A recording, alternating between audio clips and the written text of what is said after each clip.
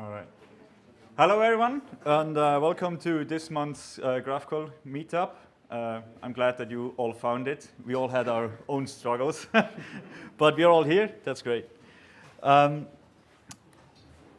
So who are we? For the ones which are here the first time, we are the GraphQL user group in Zurich, and our main goal is to bring people together that also do GraphQL, so that we can show the various angles of GraphQL, talk with each other, and transfer some knowledge from developer to developer. And we also want to keep track of where GraphQL is going, seeing all the fancy new features we will see today. And yes. How does this meetup work?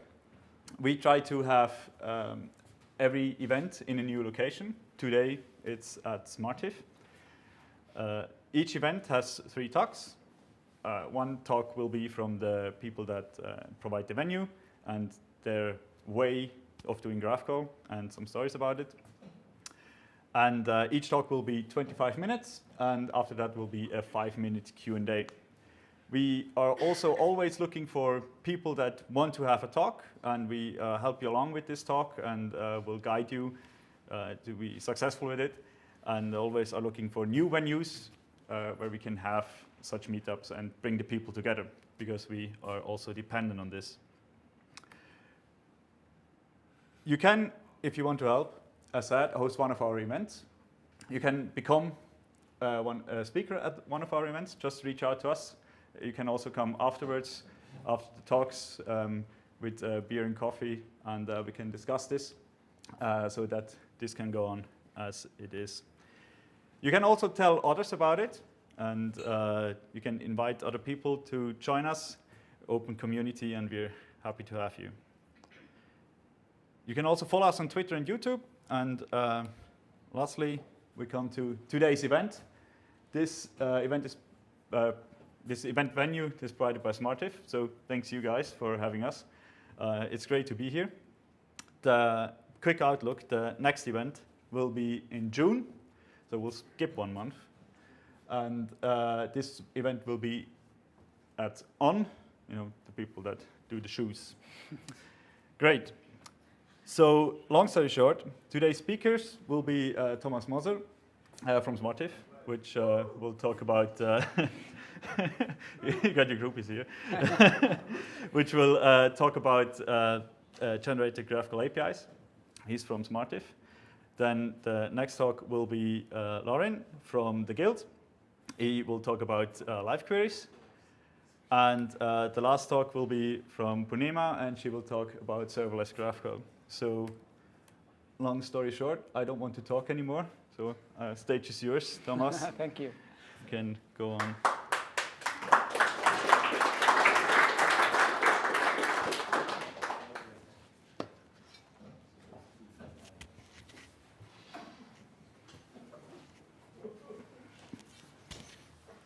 So before I begin talking about generated GraphQL APIs, just a short introduction who we are. You're at the place where 27 other people are working. We create digital products. Right now there is only 5 people here from us, but we are actually 27, and we love creating code. That's our main business, and usually we do this as a whole team. For example, for Frontify, anybody here who knows Frontify maybe? Yeah, it's a startup in St. Gallen, very big one, and we help them create their product with developers from them. We also love creating beautiful user experiences. One example is we're working for Migros, and there's also one team working for Wikipedia, which is the Migros community. Yeah, very cool product where you can discuss about Migros products. And last but not least, we also love consulting. For example, we do this for Kaspar Rund. Anybody has a bank account at Credit Suisse? So That would be a good alternative here. One of these neobanks. Yeah, and we help them create the right architecture, choosing technologies, for example. We are at 2 locations. We just opened up our office in St. Gallen a few months ago. And we also teach. I don't know if there's any front-end developers here, maybe.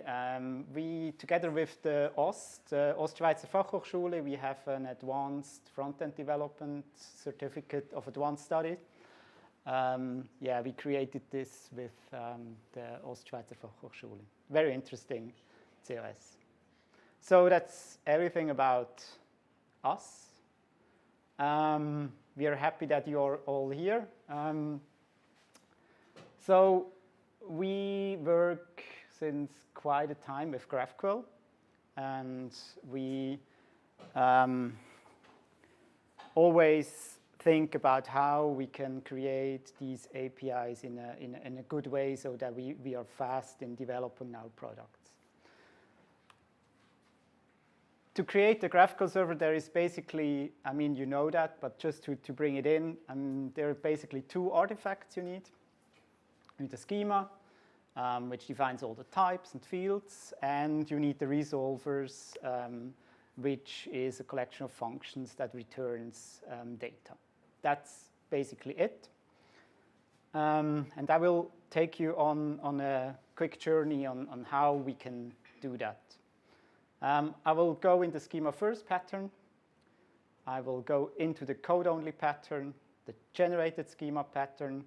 I will go into depth a bit into a project we did, and how we generate our schema and more.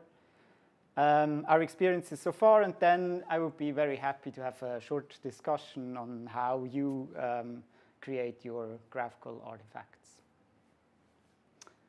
So, the 3 different patterns. The schema first pattern, I think you all probably know that.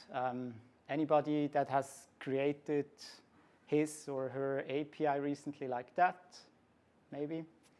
Yeah, you create your schema, and then you start writing your resolvers here in TypeScript or JavaScript. Any problems with that? I mean, the thing is that you start repeating yourself. You write the schema, and in the schema there is a lot of kind of similar code that you have in your resolvers. And so for bigger APIs with a lot of very different data types, yeah, it gets messy very fast. So there is another pattern, the code-only pattern. There is a lot of helpers. I think this is one I'm not even sure if it is used anymore. It's with Nexus. Here you do this all in kind of one object, and then you have a helper that creates your schema.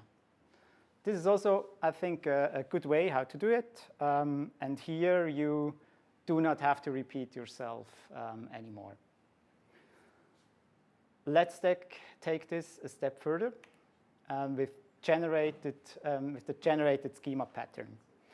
At the heart, that's how we do it. At the heart, we kind of have an object which defines our data.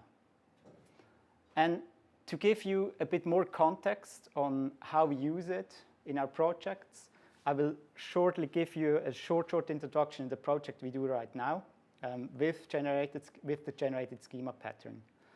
Right now we are working for Zweiwölf since about 2 years now. Zweiwölf is a kind of meta asset manager. There is actually 3 types of users of that platform we created for them. As a customer, you can log in and see all your assets, and maybe you have assets at Credit Suisse, at UBS, and then you have another asset manager, and you can see everything combined in this platform. And then, as SWI experts, you can kind of help your customers and consult with them.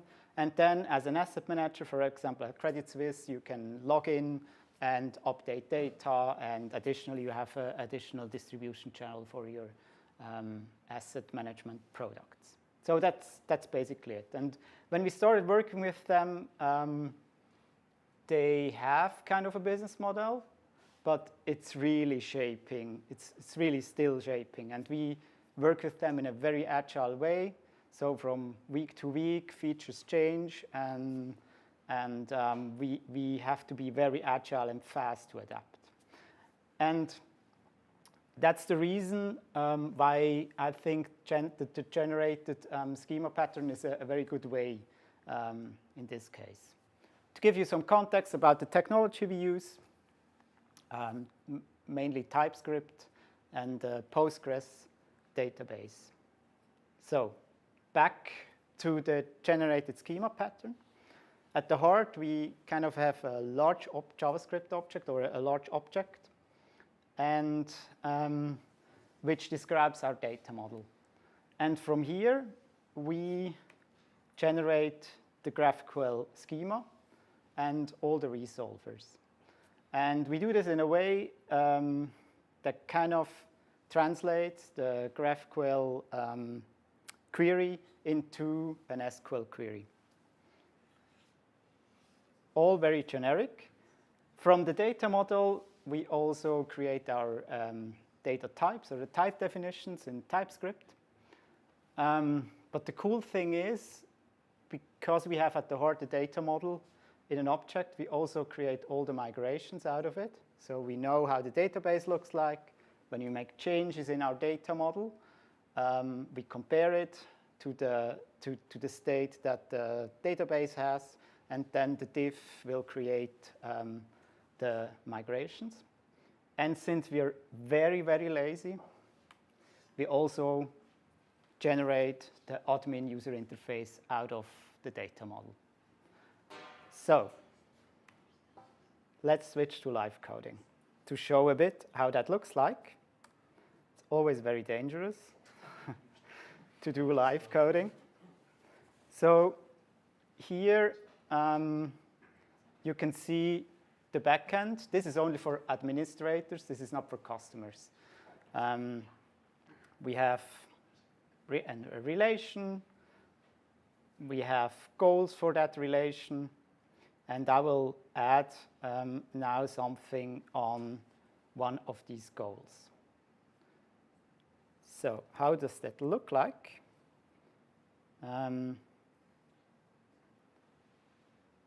Here you can see this is kind of the object I'm talking about we have. Quite long. It has, how many lines does it have? Like 4,000 lines. And this describes the whole data model and some functions. And what I do now is, I already added it a bit so that it goes a bit faster. What I do now is I will add a new object. Like, for example, I want to see activities on the goal. This is related to the goal. So it kind of is a one-to-many relation to the goal. And a goal activity should have a title and a description. So very simple. I'll comment that out.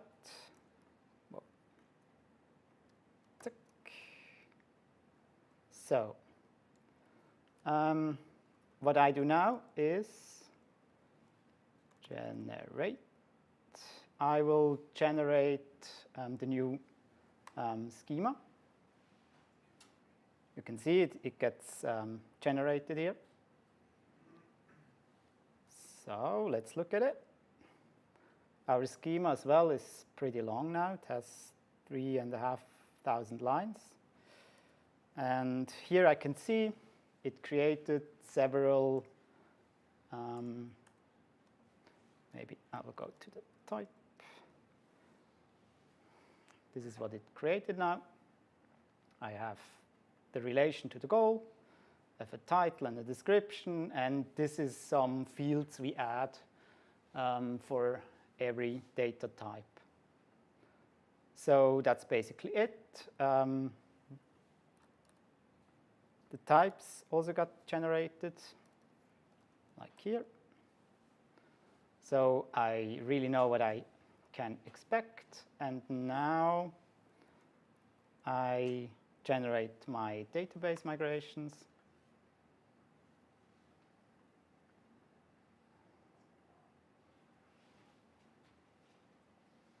Voila. Now all the migrations are kind of created. I have a up function and a down function, which drops the database again. And now I will start the app new, so the migration gets run. And now I will go back here, and in my admin interface, there is, it already reloaded. There is goal activities. That's what I created. And the cool thing is now I already can use it. And you can see that I can edit and create stuff now. All the resolvers get created in the kind of in the backend, and this way I'm pretty fast on how to develop this. So just go back to our presentation. So we are working this way like for 2 years now for this customer. And I think after reflecting on how that worked, I think this pattern we use, you shouldn't use this pattern when you cannot break the API. Because if you change something in the data model, you automatically break the API, which is bad practice. I think you shouldn't use this pattern when you have multiple API consumers, because stuff changes very fast and the schema is very big. And I think the API dev experience is not that great, because you kind of have your data model and you just give that as an API to the developer. But I think, when I think back, I think you should use such a pattern if you really want to be agile, flexible, and fast. You can create very fast new features. If you're the only customer or consumer of the API, as we are, and if you really want to have kind of a don't repeat yourself setup, that's the big advantage of this setup. Yeah, that's it.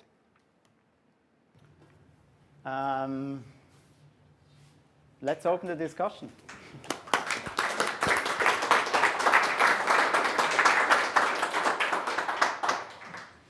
Very nice talk. The analysis at the end was on point. That's really great. Great reflection on the thing. For questions, just raise your hand, and Jose will come to you with the mic so that people on the stream also understand what the question is, and then the discussion is open.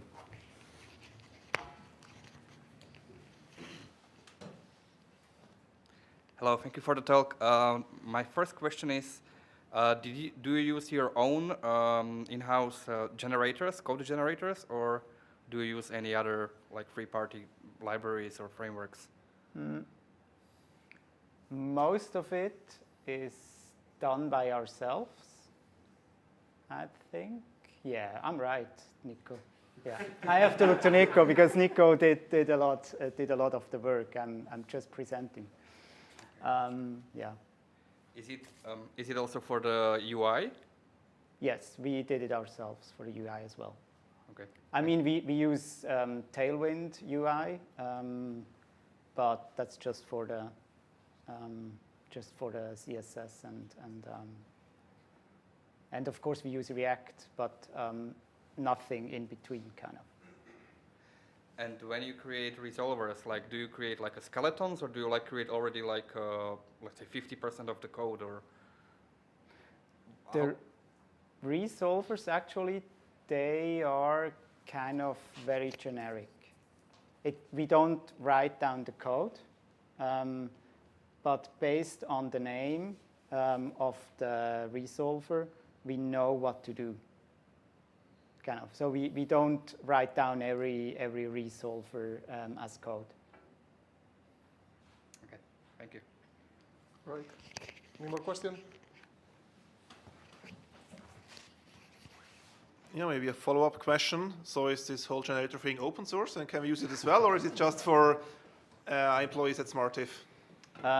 We just now started our second project with it, and we constantly have a discussion if we should open source it, but I think right now it's kind of, you still have a bit to know what to do, so it's not, the developer experience would not be perfect at the moment. So we start our second project now, and yeah, we have to see, I don't know, Nico, if we, what do you think? How long will it take until it is open source? Just put it on GitHub. Open source right away. Yeah, because I mean, we did also open source all our stuff, and you will get immediately feedback also from others and contributions. Yeah. Cool. That's a positive aspect. Yeah, and it's not going to hurt if it's on GitHub, if it's generic code anyway, and this is really cool for rapid development, what you did here, I guess.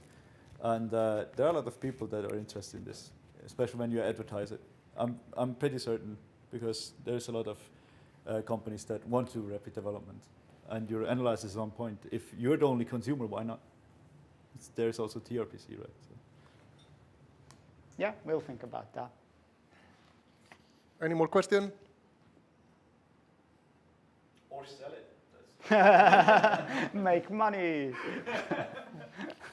Okay, we do a 5-minute break and set up the next talk, and yeah, go get beer. And Cool, thank you. thank you, Zurich.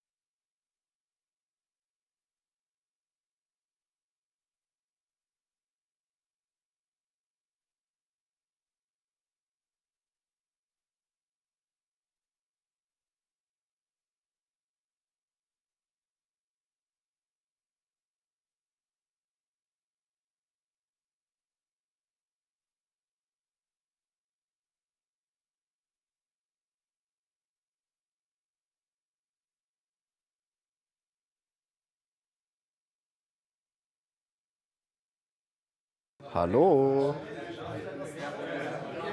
Und? Bin ich jetzt schon live oder?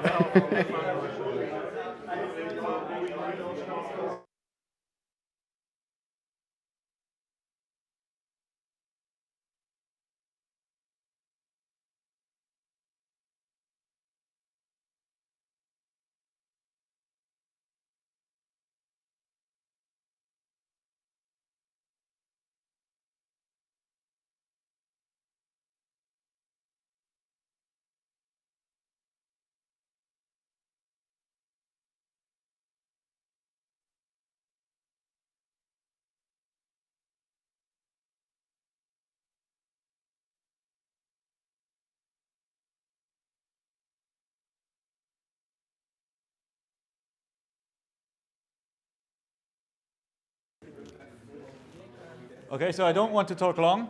Lauren will have a nice talk. He came from Germany here just for this meetup. He's from the Guild, and he will talk about live queries today. So enjoy. Hi everyone, I'm Lauren, or Laurin, depending on which country you're in. I'm an open source software developer at the Guild, and when I'm not working, you can find me shitposting on Twitter, so make sure you follow me. And also I push funny commit messages on GitHub, so check that out. So at the Guild, what we are doing there is basically solving problems, and then we feed them back into open source, and we do that by consulting. So we go to companies or into teams, help them adopting GraphQL, see what kind of problems they have.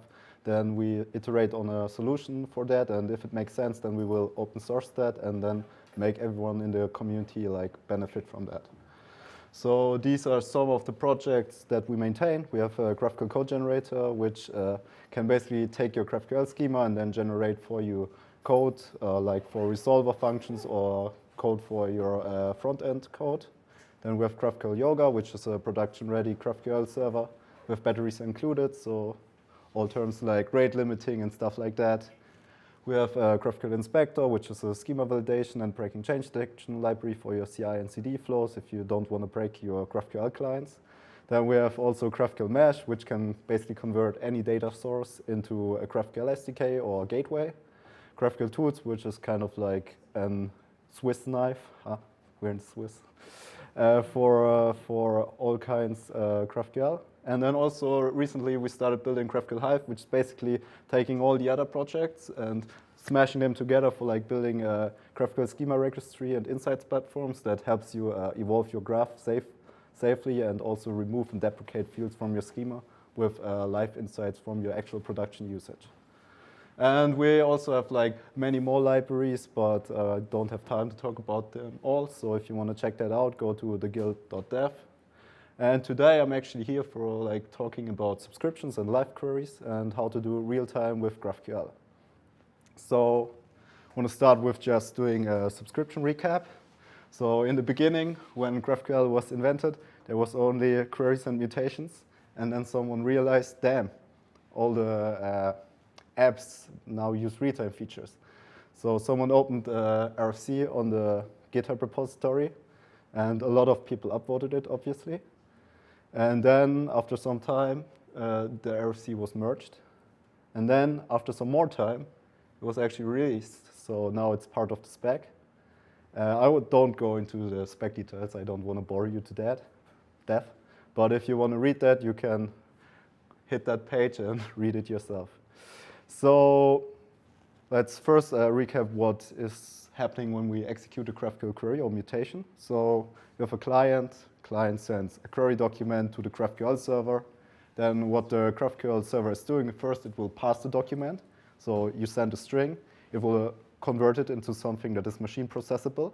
Then based on that abstract syntax tree, it will validate whether this document can be executed against the GraphQL schema. And then if the validation passes, the document is actually executed against the schema, and from that the data is collected and then sent back to the client. In contrast, for a GraphQL subscription, the client also sends a GraphQL request or a subscription.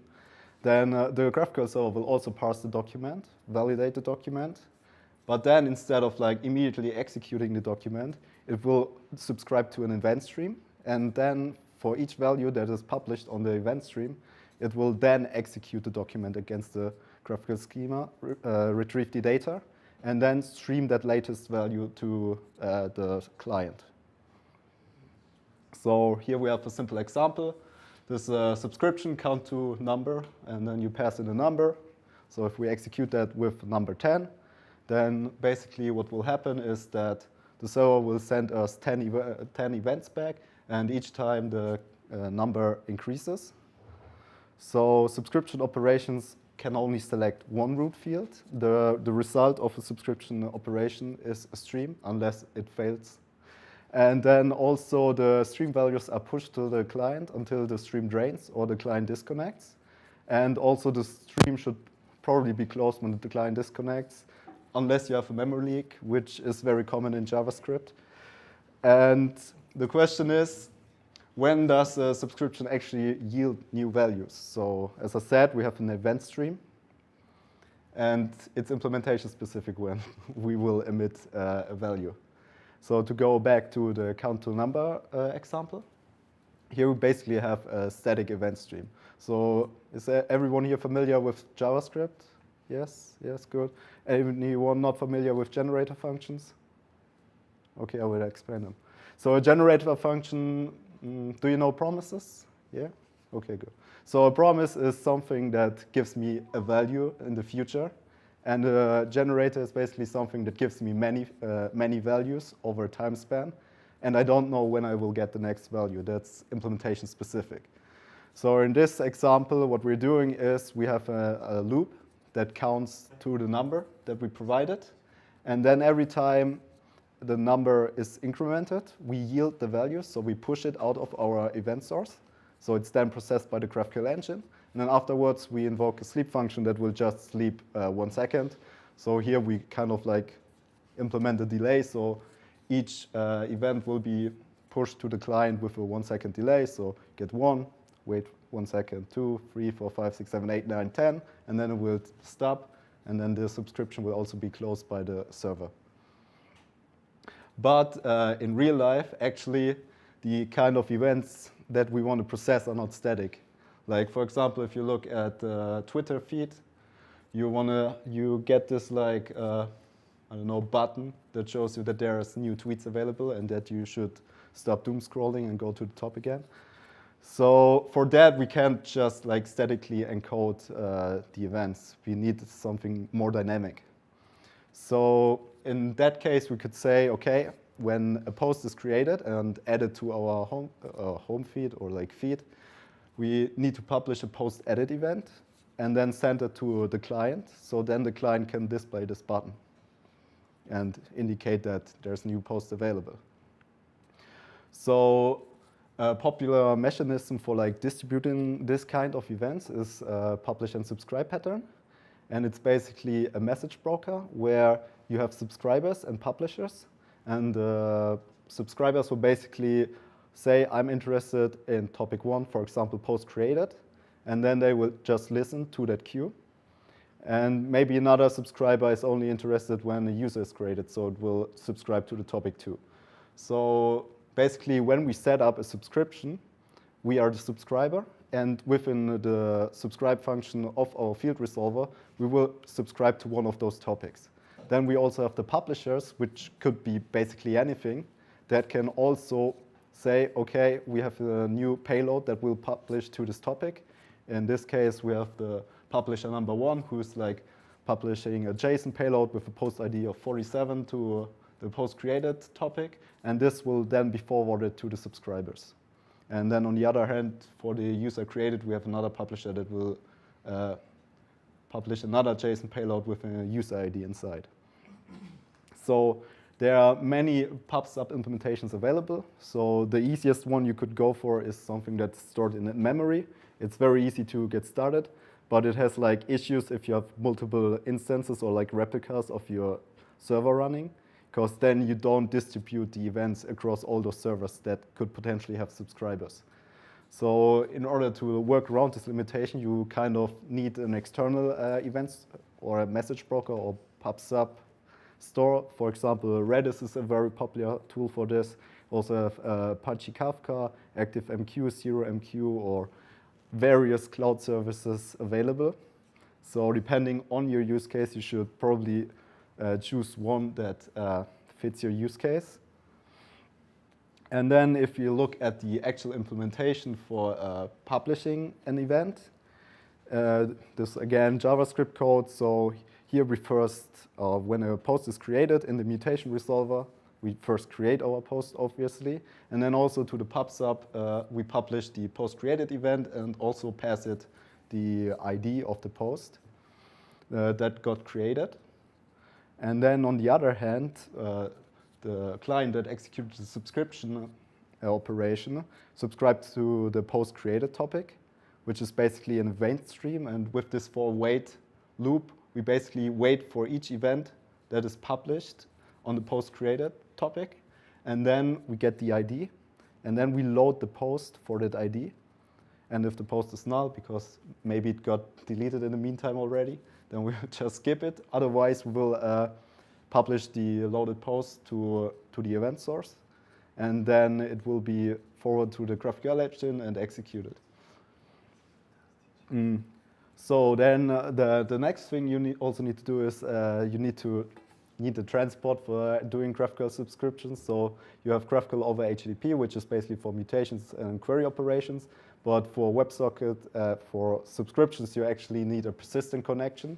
So two very popular things that are both maintained by my coworker Dennis is GraphQL over WebSocket and GraphQL over SSE. And also in the past, basically the first ever transport for subscription was subscriptions transport WS, which was maintained by Apollo, but after some time was abandoned. And I'm really happy that Dennis basically stepped up and filled in the hole. So when should you use server-sent events and when should you use WebSockets? Well, it kind of depends on your use case. So SSE is basically a simple HTTP connection that is long-lived. So it also has built-in support for reconnecting. And also what I encountered in the past is that with WebSockets, you often have like issues with corporate firewalls, just not allowing the handshake to pass, and then you will never ever have like your persistent connection. And then also from the WebSocket sides, there's also advantages over server-sent events. First of all, they're real-time two-directional communication system. So instead of like having to open one HTTP connection for each GraphQL subscription that you want to execute, you can execute all the subscription over one persistent connection. Obviously, there's also in the SSE spec, or GraphQL over SSE spec, there's also like an addition where you can register multiple subscriptions over a single HTTP request, but it also has limitations with like replica setups and stuff like that. And then also overall, you will always have less latency with WebSockets because of all the HTTP overhead that will happen when you actually do an HTTP request.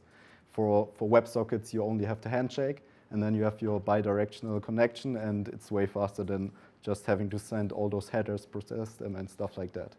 Then also for the SSE, you have the issue with the open connection limit on HTTP1. So if you don't know about this, in the browsers, you can only have like a certain amount of open HTTP connections at the same time. And if you exceed that limit, the new ones will just hang. So that's also something you need to think about. Also, obviously, you can build your own transport. Like, just because there's like two very popular ones doesn't mean that maybe you have a different use case. For example, I, in the past, had the issue with corporate firewalls. And back in the day, there wasn't really GraphQL over WebSocket or GraphQL over server-sent events available. It was a few years back. It was only the one from Apollo. So I did some research and looked for alternatives and found Socket.io, which is basically WebSocket first. But in case WebSocket fails, it will do long polling instead. So what I did is just built a small wrapper around the socket IO library for just doing GraphQL over it. And it worked out pretty well. So now that we got a refresh on what GraphQL subscriptions are, I also want to talk about live queries. So basically, there's no specification for what a live query is compared to subscriptions, but that won't stop us from like coming up with some kind of definition, right? So my live query criteria would be that instead of like subscribing to events, I want to subscribe to data instead. Like I want to say, I want this data and I want it to be up to date. So I, as a front-end developer, want the front-end state to be as close with the server state as possible. And in the best case, update my client efficiently without having to fetch too much data at the same time. And then also I want an easy developer experience for myself or for other API consumers. Talk to a lot of people that are using GraphQL subscription, and they are often like confused. Okay, I have to set up my query operation for like fetching the initial data, but then I also have to set up a subscription for like fetching more data. And then if I want to fetch the data more efficiently, I have to set up many different subscriptions and stuff like that. And then I have to write like manual cache update functions on my client for like actually syncing the data. So we don't want all of that. And as we go into live query implementations, the easiest route you could actually go is just do HTTP polling. It's like super easy to implement. It's just say every 2 or 5 seconds, I'll just re-execute the query, get the new data from the server, I will display it. It's very easy to implement, but it's also very inefficient. Because like every time we send this document to the server, and like client to origin traffic is usually a huge bottleneck, especially now when we all have smartphones and stuff like that. Then also the server always has to re-execute the whole query operation every time we want it. And then also it's just near real time. Like if I just executed the query, but the data changes in 2 seconds, there's still a 3-second gap where my data at the client, on the client, is not up to date yet. So in order to like improve this HTTP polling, we could reduce the client to origin traffic. So there's a thing that's called automatic persisted queries and also persisted documents. And then also what we could do is reduce the origin to client traffic. So instead of like re-executing a query, we can cache it. So if the data didn't change, we can just send back the same data.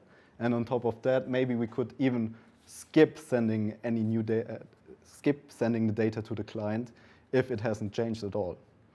So as for the APQ stuff, it's basically a protocol that allows us to register a GraphQL operation with the server. I know some people here don't like this pattern at all. So in this case, I'm trying to register the query. So here I have my type name query, and I also send the hash of the query. And what I'm trying to tell the server is basically, in the future, I won't send the query document anymore. I will just send you the hash. Here it might be not obvious because it's a very small document. But if you have like really large documents, it actually makes quite a difference if you only send a hash or the whole query document. And then the server will use this hash, and it will also like check if the hash actually matches the operation. And then it will store the operation on the server. And then when I need to execute the operation again, I can omit the query string and only send the extensions object that includes the hash. And then the server knows, okay, that's that operation. So I will execute that operation and send you back the result. And here the benefit is that we're basically reducing the client to origin upstream traffic that we're sending to the server. Then next, what we can do to reduce the server or origin to client traffic is basically use the e-tag and last modified headers, which is something people in HTTP have been, or people using the web with HTTP have been doing for years. But for some reason, people did not start using it in GraphQL.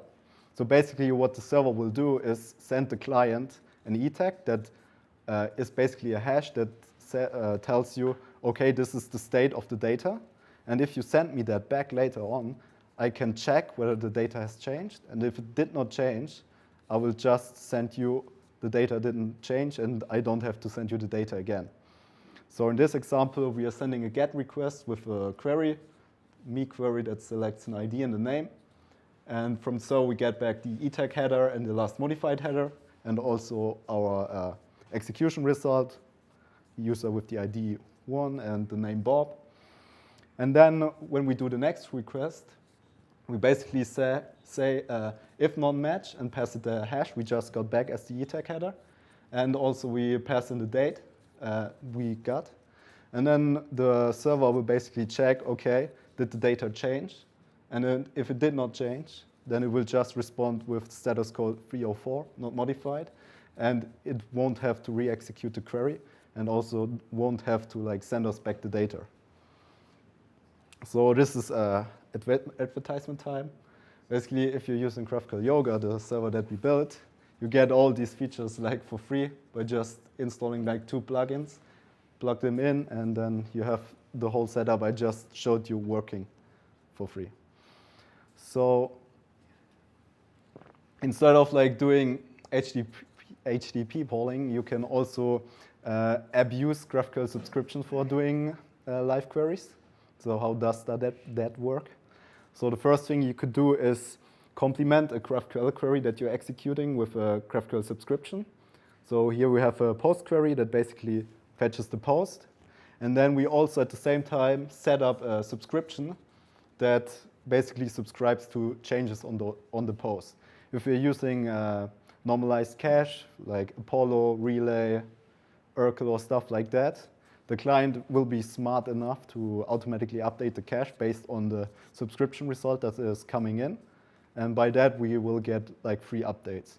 But even there, we again have the issue that, for example, if only the title of the post changed, we will still get the whole post object sent back over the subscription, even though we might only be interested in the title that has changed. So in order to optimize that, we would need to write like very granular subscription operations for each field of a post, each field the post object type would have. And then on top of that, we would also need to like write granular cache update code, because if we can't match over the normalized entity, we need custom cache update code. Then also a popular pattern is to not at all send a query, but only have a subscription that is set up. And then basically on the subscription type, expose our entities as we would expose them on our query root object type. And then just use that. And then once we subscribe to the subscription, it will immediately yield or send us back an initial value, which is then the entity that we're asking for. So this pattern was actually popularized by solutions like Hasura and PostgreFile. So if you have used them, you probably used what I just showed before. And in case you're not using those, how do I implement this in userland? So it's actually pretty simple. In your subscription function, you would immediately after it's invoked yield a value, and then after you yielded the initial value, you just subscribe to the event stream, and then every time an event is like published on that event stream, it will just publish the post again. But there's also limitations to this approach, because by the specification, a subscription operation that is executed against the server can only like select one root field. So if you would want to fetch a post and a user at the same time with the same subscription operation, that would actually be rejected by the server because it's not legit. And then what you could do instead, which might be considered hacky,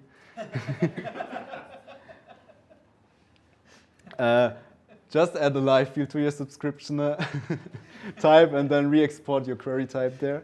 It works. But obviously, you also have to like write the implementation for the live resolver. And I'm not sure if you want to do that. And then you can write your operation like this.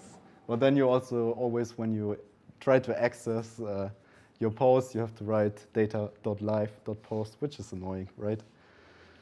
So let's look into another approach, which is live queries via the add live directive. So what if we have this like query operation, and then we just add live behind the query name or variable definition, and then it is magically a real-time system that just pushes us data as it changes. So the front-end devs will probably be like, oh, nice. I want to use that because I don't want to set up granular subscriptions and cache update code. And at the same time, the backend devs who have to maintain the system will be like, what the fuck? I don't want to do that. So let's try to imagine such a system. So obviously, we need a stateful server, as with subscription in general. And the questions we need to solve is, when do we want to, or when do we need to re-execute a GraphQL operation? What resources are accessed via a GraphQL operation? And also, what transport should we use for like sending the data to the client? So for re-executing a GraphQL operation, we could go the easy route. Like, could say every 5 seconds we invalidate all queries on our server and just re-execute them and send them back to the client. But obviously, that's not so scalable. And the other thing we could do is, again, use a publish and subscribe invalidation system. But what if instead of like having to code it ourselves, we can make it smart? So GraphQL could help us there. So in GraphQL, we have those types, we have scalars. And also, the schema gives us quite some information. For example, each of those entities has an ID field, and it's of the scalar ID. So that indicates us, OK, this is something that uniquely identifies this object type. And then also, we have the schema coordinates, which is basically post.author or post.likes and stuff like that. So what if we can extract the invalidation keys from the execution result? On the one hand, we have the operation, we get an execution result, and out of that execution result with the schema information, we can kind of extract topics or resource identifier. In this case, there would be a post with the ID 12, user with the ID 1, like with the ID 18, and so on. Then we also would have something like schema coordinate, for example, query.post with the ID 12. And then if the client subscribes to this live query, some code in our application could basically invalidate the user with a certain ID after the name is changed or something like that. And then based on that, the live query store could then automatically re-execute all GraphQL operations that actually reference this resource. And then after the re-execution, I'm going to that now. So a client executes a live query. We execute the operation initially. We extract the resource identifiers and also send back the latest result to the client.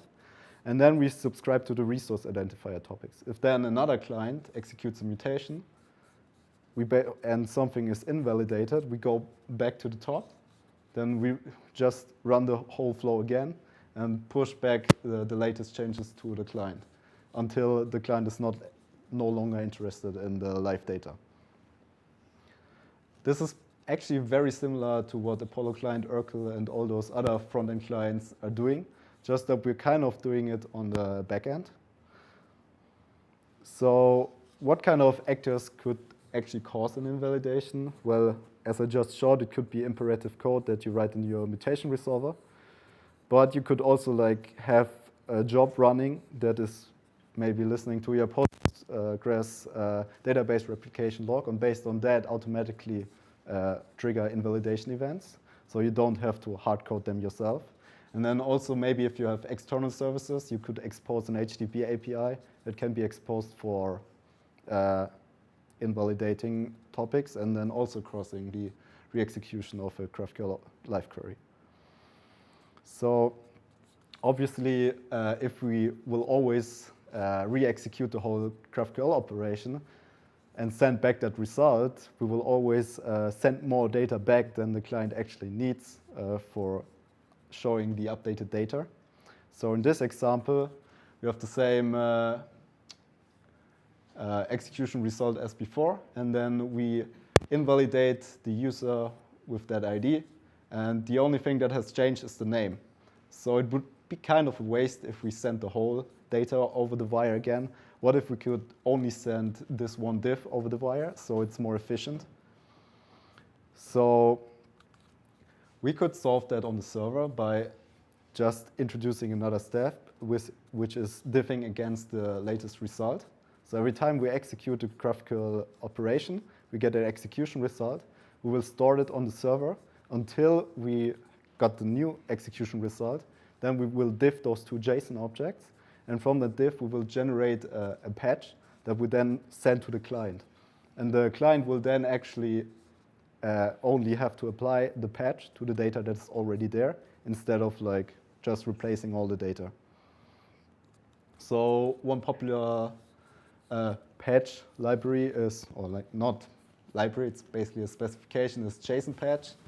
So basically, if we would solve it like that, we get, on the first execution, we get our initial result. And then on the second run, the server will diff the two execution results. And instead of a data entry, it will then send us a patch. And the patch will basically describe our client, how he can update the data that's already on the client to make it in sync with the server state. There's also another library or like specification that is less known, which is called JSON diff patch, which in my opinion is superior to a JSON patch because it's way less verbose. And it's basically the same. So instead of like getting a very verbose patch, you will get something more cryptic, but it makes sense if you read the spec. So, and with this data, you could also update the initial result to the state that is actually there on the server. So as I just said, JSON patch is verbose and inefficient for lists. So here a small example just for this basically one value that got updated. We have 8 characters for JSON patch. And for the JSON diff, it's only 60 characters. That's 25% smaller payload for a simple operation. Now imagine if you have like a very big diff and multiple fields might have changed. Then all those like unnecessary information within the JSON patch will basically make your payload much bigger than if you would have just sent back the execution result. So if you want to use this in production, maybe use JSON diff instead. So what transport can we use? Again, we have Dennis, who provided us with the wonderful GraphQL over WebSocket and GraphQL over SSC protocols. And also, obviously, you can also use MySocket.io transport. Fun fact, at the beginning when I was building this, is basically Dennis started working on the new WebSocket protocol, and he made it super restrictive, and I tried to abuse it for doing my live queries. But it threw errors at me, so I started arguing with him. No, you make it less restrictive so I can abuse it for my needs. And he made it. So as you might have noticed, I built this engine like 2 years ago. You can find it on GitHub. Warning, it's not battle tested in a big production environment, but just like any other pub sub system, you would get the same scaling issues as you would have with any subscription usages in your application. It's just that it's a bit more dynamic because the topics are more ad hoc. And the reason why I actually built this was I built a virtual tabletop app, and I was annoyed by GraphQL subscriptions because I had to write too much code. So I just over-engineered the system for like 1 month, put it in, and it works. Then I never touched the project again, but that's how it goes. So recently, we actually embedded this library that I built also in GraphQL Mesh. So GraphQL Mesh basically allows you to take a database or a GraphQL schema, existing GraphQL API, and extend it or like merge multiple GraphQL APIs into a single graph. And basically, we have this live query plugin now. So you can, for example, take an existing GraphQL schema and then add invalidation rules. So for example, he was saying, for this existing schema, when the mutation add to do function is invoked, then we want to invalidate the query, all the live queries that select query.todos. Obviously, this is a very simple example. If you have like a lot of data and a lot of running live queries, you should make those invalidations more granular, but it works.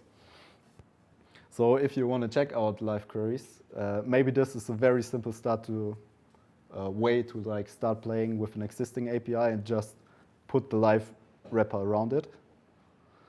And then also we're planning to build a plugin for this for GraphQL Yoga, which will happen hopefully soon. And as I said, this is just one way of implementing live queries. That's the route that I chose.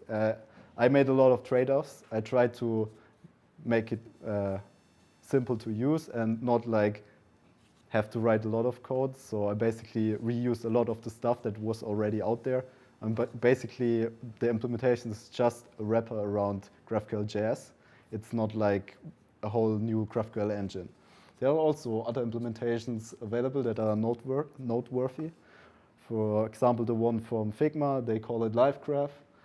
I don't know if it's open source, but they have like a blog post about it, and it's very interesting. And they also use a system that uses Postgres replication logs, pushes the data to Kafka, and then also invalidates live queries, and then re-execute them for the clients. We also have GraphBase, with whom we collaborated actually for shipping live queries, and they also use a lot of concepts that I just showed. Then one of the first engines that was there was actually Thunder. And I imagine like I watched a GraphQL conference talk about Thunder like 6 years ago or something like that, and there, like way back then, people were talking about live queries, so it was also like an inspiration for me. But unfortunately, it got abandoned. And then also, as I just learned today, with deferred stream, we might also have newer options where we can more efficiently re-execute only partials of a live query that are affected, and then only push those changes to the clients. So the last question is, when should I use live queries and when should I use subscription? So for live queries, the idea of live query is to subscribe to data changes. So if you're not really interested in what exactly has changed and you just want to have the latest data on the client available, then live query is probably what you're looking for. On the other hand, subscription operations are therefore like subscribing to granular events. So if you want to know what data has changed and why the data has changed, maybe a post got deleted, it got created or updated, then a subscription allows you to write more specific code where live queries are more general purpose. So yeah, thank you. And if you have any questions, ask them.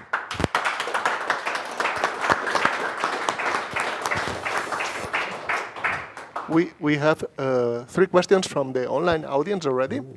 So I will read them to you. One is from Tobias Tengler. Thanks, Tobias. He says, great talk, Laurin. I'm assuming you're keeping the latest result in memory for the big thing to work. Do you have any metric or experience on how this can affect your application under load? No, not really. I haven't used it at large scale. I can say that for an application with around 50 concurrent users, it worked just fine, and I did not see the server dying or anything like that. All right. Then we have Peter Manser. Do these subscriptions work in service workers as well, for background sync, for example? What kind of service workers, sorry? Background sync. I'm not sure I understand the question. Okay. Peter, is it like a cloud function or something like that?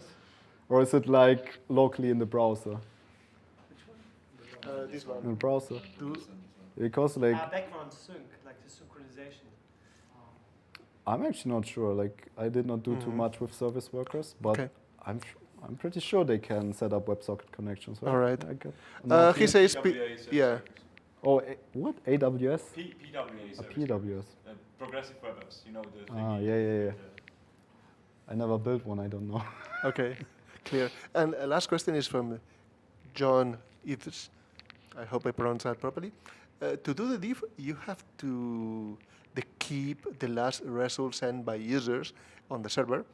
This doesn't grow too much. It's the same as the first question, right? It depends on what's your data. Like, you could store it in memory, but you could also like write it to an external store. But then you also have to like make the trade-off. What is more efficient? Like, would it be faster to just re-execute the query by that instead of like reading it from an external store again? Maybe if you store it on the file system in, I don't know, mem-app or something like this, it might make sense. Makes sense.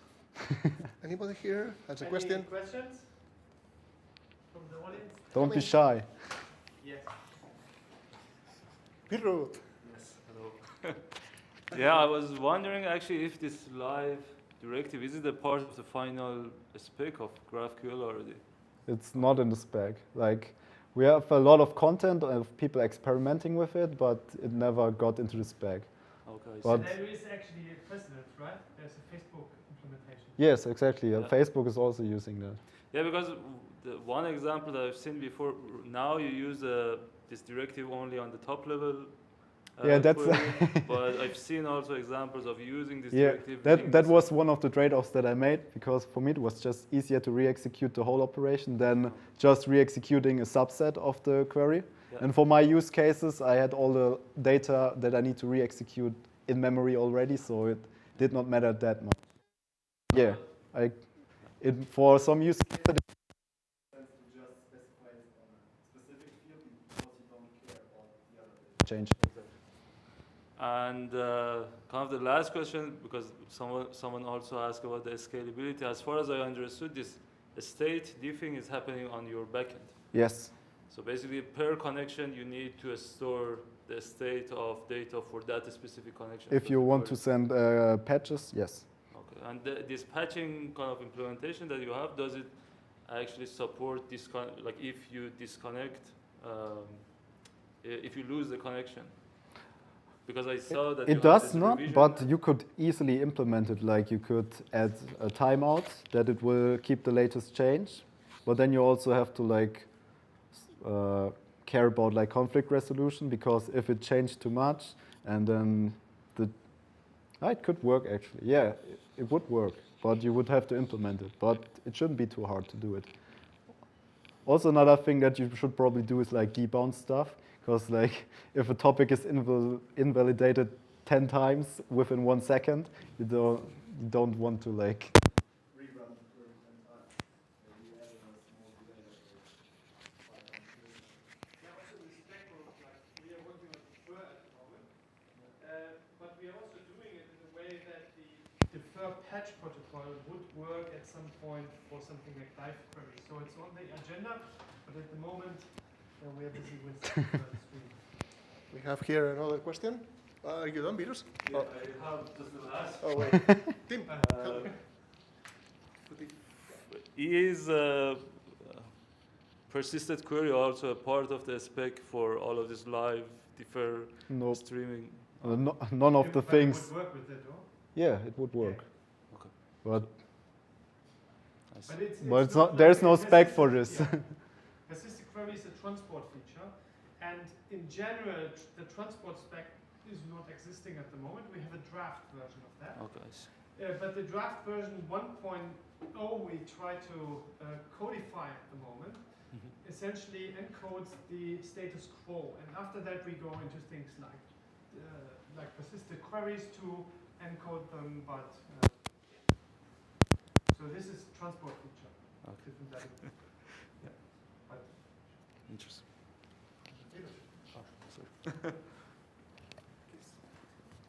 Thank you. So we have one last question Oh. here. Hey, Not that close. hey. Nico, I work at EF in downtown. Super nice talk, by the way. Thank you. We use CodeGen religiously too, so thank you for the help. We have a lot of use cases for subscriptions, but we use Apollo Federation. I'm wondering if you have any recommendations on how to get around that and to be able to use that, and also subsequently if live query with GraphQL Mesh supports Apollo Federation. So I think, first of all, Apollo started looking into subscriptions recently, but I'm not too deep into what they're doing. If you don't want to use Apollo for that, with Mesh, you can basically consume Apollo Federation and also use subscription with Apollo Federation. So that might be something you might want to explore. Cool. Thank you.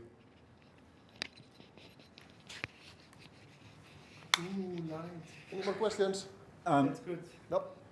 One last thing. Follow Lauren on Twitter and on GitHub. You see his tags there. In the end, I will also put the QR code up that you can scan with all the handles and tags of the people that have to talk here today.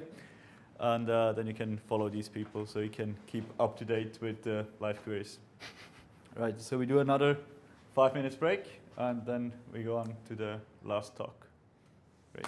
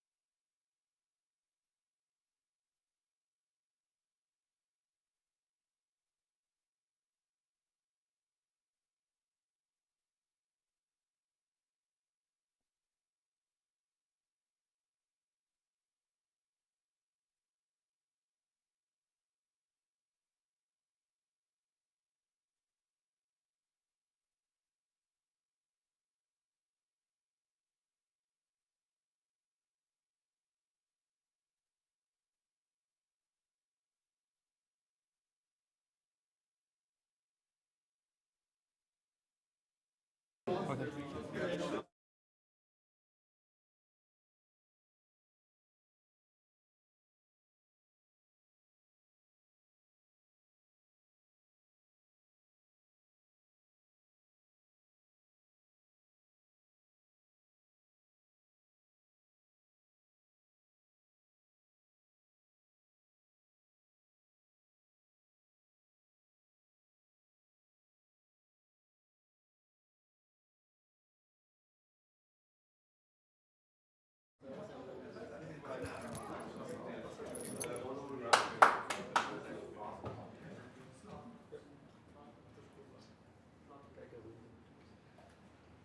sorry.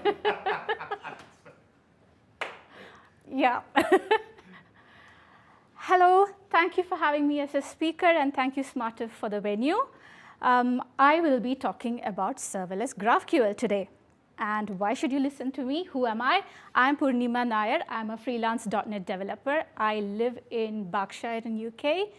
I'm a Microsoft MVP for developer technologies, and I'm also an Umbraco MVP. For those who don't know what Umbraco is a .NET-based open source CMS. So I am very active in those two communities. Non-work me, I'm a mother. I have a 9-year-old girl who I spend a lot of time with. I spend a lot of time reading, and I'm also a student of Carnatic music vocals, which is a stream of Indian classical music. And that's my Twitter handle should you wish to connect with me. So I told you about me being active in the .NET and Umbraco realm. Umbraco has a headless CMS. And like any other headless CMS of the day today, they have a GraphQL endpoint through which they expose all the content as a GraphQL endpoint. And that's where I started looking into GraphQL. So I was like the consumer evaluating hardcore as a product. And I got so intrigued by GraphQL as a technology that I started thinking or trying to pick up aspects of what actually goes on the other side. So here I am today presenting before you my take on GraphQL, what comprises the basics of GraphQL, and how you can make it serverless. So bear with me while I go through the basics and then take you to the serverless realm, but that is the agenda for the day. So GraphQL, it is a query language. It's a query language for the APIs. That is the definition, at least what GraphQL.org gives me. And what GraphQL gives me when I have it in place is a single but smart endpoint that takes in complex queries and builds the data output for me. So unlike REST or gRPC, where the request as well as the response is kind of controlled by the server, here we have something like this. We have the query that goes in from the client, and of course the data that comes back in JSON format from the server. But as you can see, there are something which is extremely striking here. I am asking for hero, the name of the hero, and the related information, that is friends and their names as well. And I get exactly that. I don't get anything more than what I asked for. Secondly, the response is a mirror image of my query. So developers or consuming apps already have a predictable model coming back from the server, unlike REST, where I have to go to the backend developer, hey, what is the request, what is the response? And of course, I can query the related entities as well. So if you think of the REST realm, this would be typically 3 different calls. One to get the hero and the friends, and from the friends of the IDs of the friends, I would then get back the actual friend details. So all that 3 calls is meshed into a single call with GraphQL, and that was the very reason GraphQL came into existence. So there's no overfetching, there's no underfetching, and of course, clients are in control of what they need. And it is a very client-focused, experience-driven API, and it is unapologetic about it. One of the best analogies which I read about GraphQL is that GraphQL is that smart person that stands in between you and your data, and then tells you that, hey, tell me what you want and where you want it from. I'll fetch that for you. It doesn't concern about where it has to go fetch that data. It just does it for you. And if you try to ask it for everything, it just turns back and says, hey, you can't have that. You're being cheeky. You have to be really specific about what you need. So it's precise instructions, and what you get is very precise response. Now, I started wondering why the term is GraphQL, why it is called GraphQL. So this is what I found on internet. Somebody explains that GraphQL helps you visualize your data as a graph and helps you extract parts of it. And what you get back is the result tree. So you might have the hero has friends. If you're talking about the Star Wars GraphQL API, of course, you have the characters, the drones, the movies, the episodes. So these are all related entities. So GraphQL actually respects that hierarchy, respects the relation, and helps you extract parts of that data graph, hence the name GraphQL. So this is all on the client side. This is GraphQL as a query language, but there should be something which understands this query language as well. That is where the GraphQL server, or what we call GraphQL API, comes in, because that has a runtime for fulfilling your queries. So this runtime understands your query, parses it, validates it, and executes it for you. And that is where the GraphQL as a specification comes in. How your GraphQL server must be implemented is actually laid out in concrete as a specification. It's a blueprint. So there are various different implementations of GraphQL servers across various different programming languages, which confirms to that blueprint. And for me, GraphQL is an application layer. That's how I see it. It's like that pluggable layer which sits in between the client as well as the data. So your data can be in a database, it can be in a REST API, it can be multiple GraphQL endpoints, and then your layer acting as like a gateway. All that is possible, but GraphQL is all about, or the server is all about giving that data back to the client and confirming to that specification. And at the heart of every GraphQL endpoint is a strongly typed system, and that strongly typed system is called the schema. Schema is not responsible for where your data comes from, because that's not what simply GraphQL is. This defines the shape of your data. And when I talk about schema, I talk about 4 different things. The first one being the object types, which is a representation of the object. So if we think about the example that we saw, the user might be an entity, the friends might be an entity. It's a representation of the object. Then you have your root operation type starting with your queries, which is for reading data. Then you have your mutations for inserting, updating, and deleting data. And then you have your subscription, which stands for pushed updates from the server. So be it your root operation types or your object types, all of these are types on the schema. That's how I understand it. There's more like directives and scalars, which I've just kept away for the time being because I'm sticking to the basics today. But that's types for you. And then we have fields on the types. So be it your object type or the fields on your operation types, they're all fields and they have a name, a type, and resolvers which actually resolves your field into concrete data. So this actually means GraphQL is all about specifying your type, and then using the query language, you query those types for specific fields. Say, for example, in our user entity, we might have an ID or a name as the field. On the query, you might have, say, get a user or get a list of users as a field. On mutation, you can have add a user as a field, and so on. So be it operation types or your object type, you have your fields. So, and GraphQL is about specifying the fields and specifying the types for me. Now, why should you care about serverless GraphQL? And what is serverless, by the way? It doesn't mean that we do not have servers. There are servers, but we are not here for provisioning them, managing them, or configuring them. There can be various different models of serverless depending upon the cloud vendor that you are with, but generally speaking, we care only about the code. There's no server provisioning, management, or configuration. But we do have certain benefits. There's high availability, there is scaling on demand, and you can have a model where you pay only for the usage. That means you can save on the hosting bills, but paying the bills are very precise based upon your usage, unless like a service plan where you have to pay to keep that service plan up and running as well. And of course, teams can focus on the application logic. GraphQL is our application layer, and this is a perfect model to fit in between your business layer as well as your client. But that doesn't mean you have to compromise on anything that GraphQL gives you as a benefit. You can still have your loosely coupled client and server. Client and server can iterate rapidly. There's exact fetching of data. It still remains version free. And you can have the gateway kind of logic as well, where you can aggregate data from multiple sources into a single endpoint. But combine the two together, what you can have is separating your application logic completely away from the business logic. It is acting as that application layer which it is supposed to be, which is like a pluggable interface.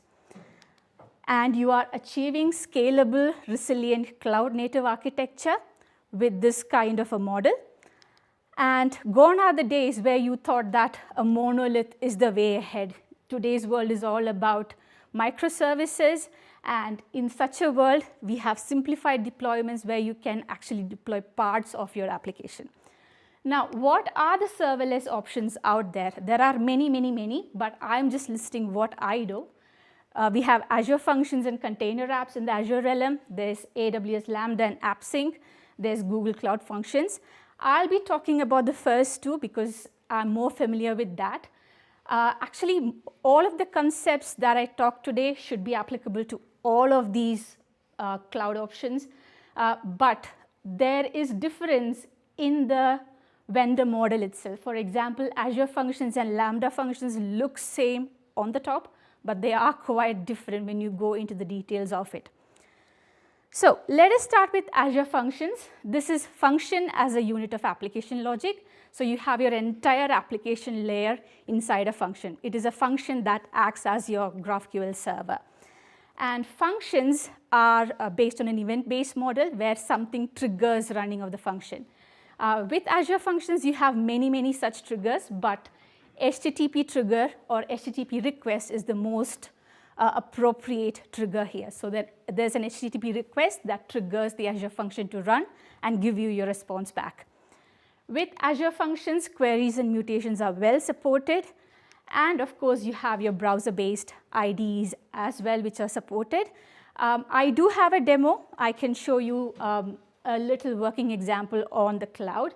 I'm using Hot Chocolate because I'm a .NET developer, but I'm pretty sure this applies to any other GraphQL server out there as well. I'm not going to show you any code because I've kept the demo as program language agnostic today.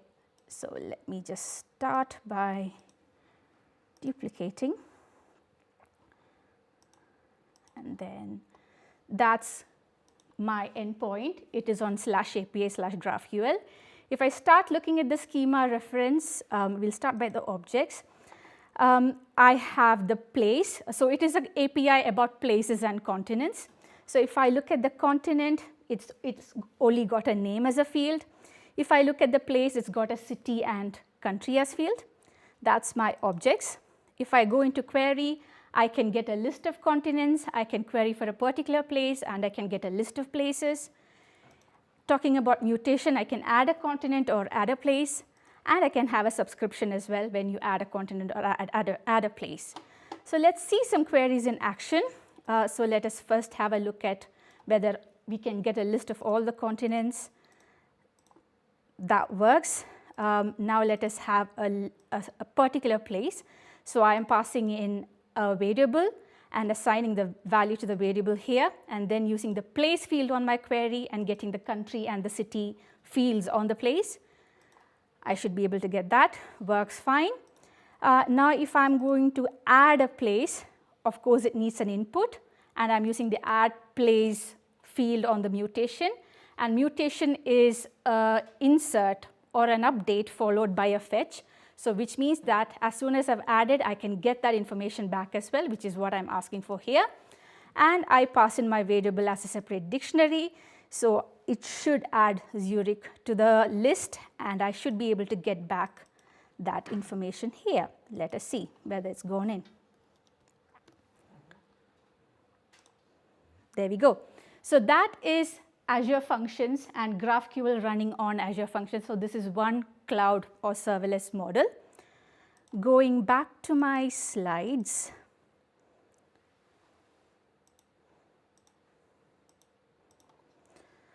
The next one is Azure Container Apps. So can you, what happened there?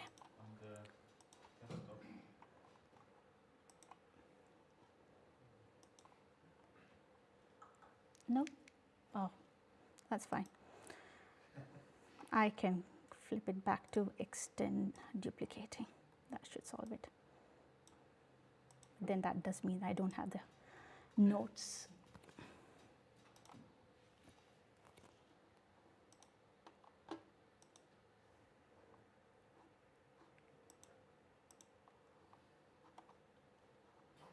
Oh, sorry about that.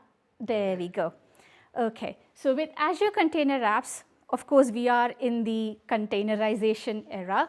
This does have a little bit of a learning curve because you are getting into containerization. With containers, your entire application is run in a serverless container, which can then be ported as well. So, and one of the key benefits is that it can even scale down to 0. With Azure Functions, you don't have that. This can scale down even to 0. And then you have support for scaling based on traffic. And it is ideal for long-running processes as well. So if you're thinking of subscriptions, this is a really good candidate, having your GraphQL server running on Azure Container Apps. Now, when it comes to containerization, the big question always is to Kubernetes or not to Kubernetes. With Azure Container Apps, I don't need to worry about it because the orchestration of the containers is already done for me by the underlying platform. In fact, I don't know anything about Kubernetes. I don't know whether that's something I'll pick up later on as well. But to get me from knowing nothing about Azure Container Apps to deploying something to Container Apps, it was like 2 to 3 days worth of work, including a CI/CD pipeline. But once you get it up and running, it just works like a dream out there. So I have a little demo of that too today.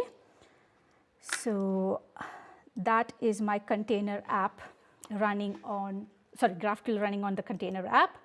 So I can still have me querying for all the continents. I can still query for a place. That works. I can add a continent. Are you sure? Yeah, oh, sorry.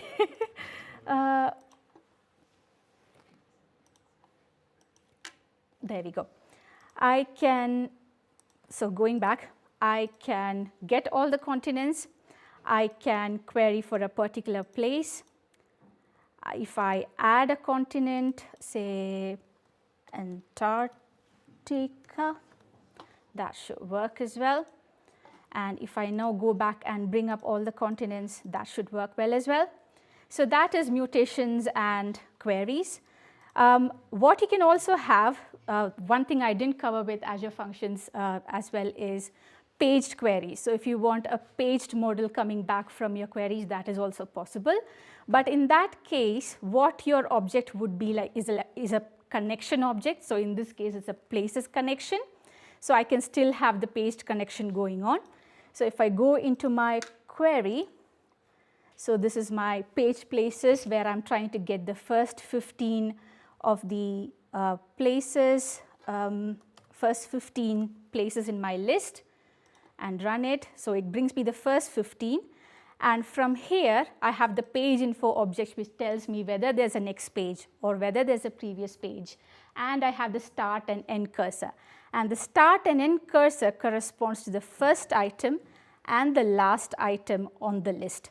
So which means that if I want to get the next 15 items, I can say, I can grab this end cursor and say, get me the first 15 after this end cursor. And that should get me the next 15 items on the list, and so on. And if I want to go back to the previous page, I would take the start cursor on this page and say, get me the first 15 before the start cursor. So that is the relay-based paging for you as well, which is like a flavor of the cursor-based pagination. So that is mutations and queries and GraphQL running on serverless models. So that is all good, but what about subscriptions? Now, subscriptions for me is an entire different beast, and I'm pretty sure that most of us have gone through what Lauren just explained. He explained subscriptions quite well.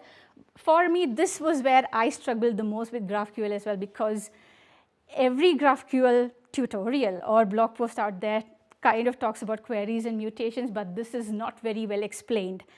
One of the earliest ways I found about doing GraphQL subscriptions is using the system.NET Reactive observables.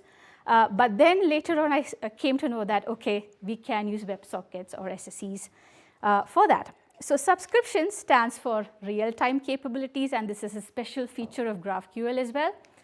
And with subscriptions, updates are pushed to the clients who have subscribed to the information. So there is no clients polling for information from the server. And the response is a stream, unlike query or mutation, where you have a single response coming back. Maybe not so with live. Response is a stream that comes back. What happens is you have typically a mutation. I'm using mutation as an example, but you can go as creative as you can with subscriptions. A mutation, say I am adding a place that triggers an event, and that places that event into what is called the event stream.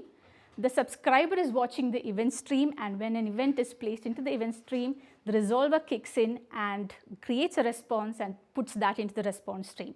Now, there might be a client which is subscribed to a particular subscription, or it is watching this response stream. They get the updates from our server. So what actually is going on is the client is subscribed to a particular response stream that corresponds to a particular event stream. So you might have a client subscribed to updates when a continent is added. You might have clients subscribed when a place is added or a place is updated, for example. So that is subscriptions. And to have the clients get the updates, you can use WebSockets or SSEs. And I've got an example working as well today.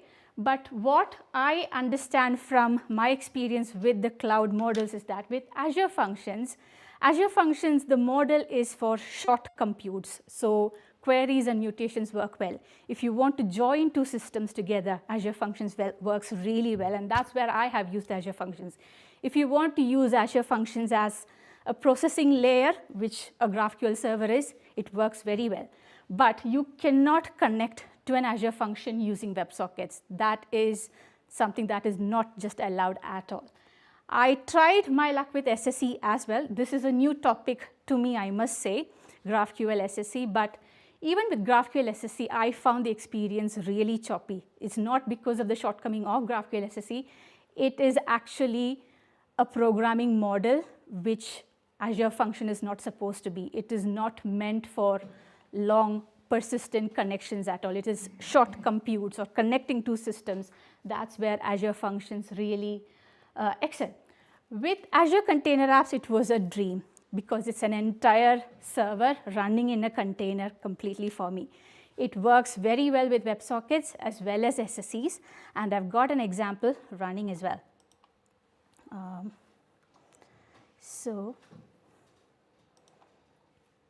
Oh, it's flipped again. Oh no.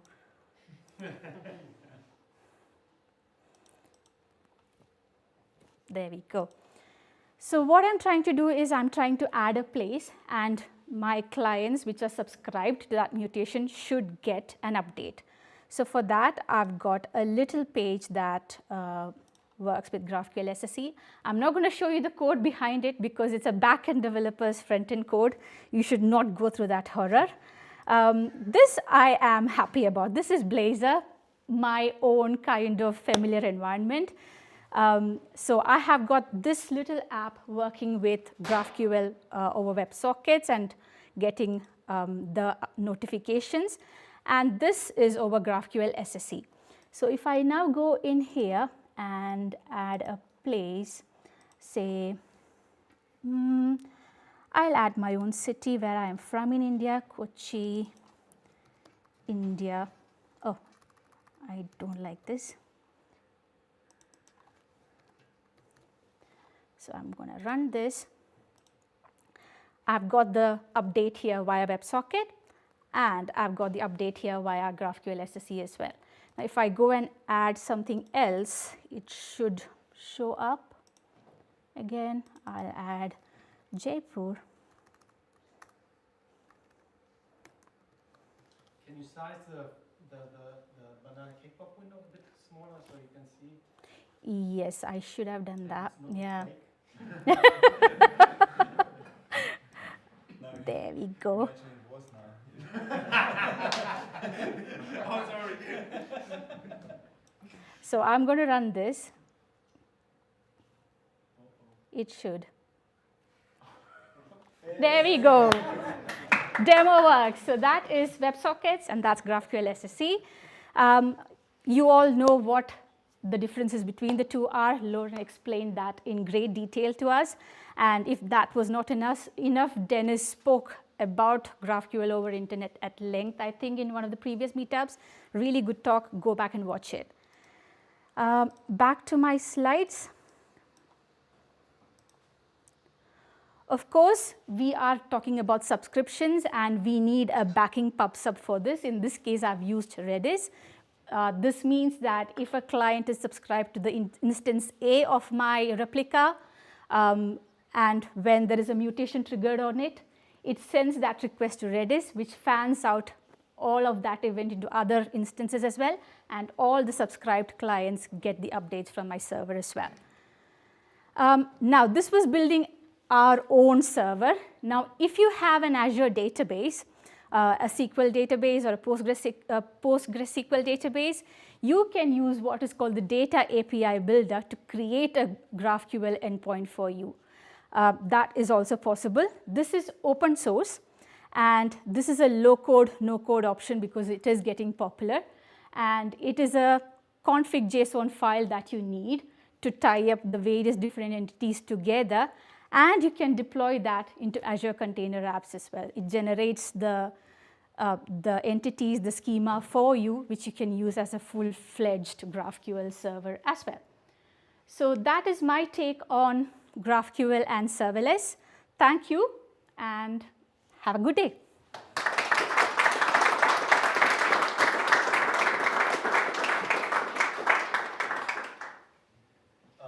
So, are there any questions from the audience?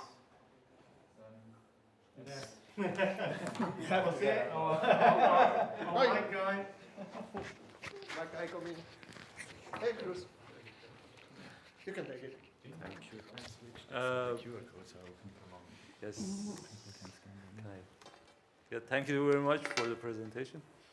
I was wondering, in your experience using specifically Hot Chocolate and specifically Azure Functions, have you experienced any cold start issue? And is there any recommendation how we can avoid this startup time basically of our application? Yeah, so with Azure Functions, the pay-as-you-go model is the cold start. You can have the dedicated plan, or you can even go into the service plan where you can have the service plan paid and keep your Azure Functions up and running. So that gets rid of the cold start problem. You will have the same issue with container apps as well if you scale down to 0, but then there are plans out there to keep it up and running again as well. But both these programming models cost way less than any of the other programming models out there. So if you want, you can have your really busy graph running on Azure Function tied up to a service plan, where less ones can then be put into the pay-as-you-go as well. So that's also possible. Okay. Yeah, I was wondering if there is any way to kind of lazy start parts of our GraphQL schema to kind of lower the coldest, like lower the startup time basically. Because even I think in Hot Chocolate specifically, there is this attribute when you kind of bootstrap your services that you can either start it in the beginning of the application, or you can kind of so there's defer that. 14 which implements AOT. So is AOT ready? So you can compile. 14 already. 14, yeah. All right. You can compile. We already have some. But you can essentially compile to a container, and then use container apps like Punima pointed out. And then you have 0 startup time. Okay. Oh yeah, .NET 8 with AOT. AOT is the big thing with .NET 8. They are pushing AOT into everything, so that'll be like near native speeds with. Was yesterday, 2 days. Okay, so basically the whole compilation of the schema won't happen during runtime, Yeah. but it will happen. So essentially you get rid of all the intermediary code. We will have after that just native code, and that is super fast. Like we are trying out with our gateway, and it has no overhead at all after it's compiled to AOT. So, but it's Hot Chocolate 14. We hope August, end of August, but you never know.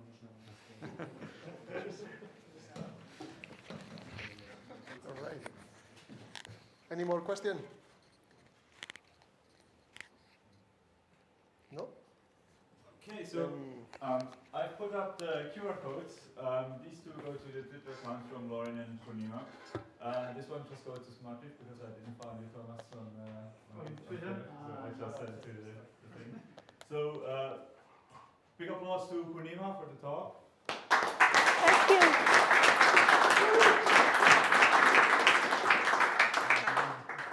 Yeah, that's good. We get to know as well. That's good. Then huge thanks to you both for coming here, for hosting us. I just heard that there's pizza for later, so we can get some snacks. Exactly. Also follow these people on Twitter. Connect with us later. If you want to speak at the event like this, reach out to us. If you have an event location, we're happy to host an event at your place somewhere this year. So just reach out to us, and thanks again. You also don't have to speak, right? You can just host us. But it would be amazing if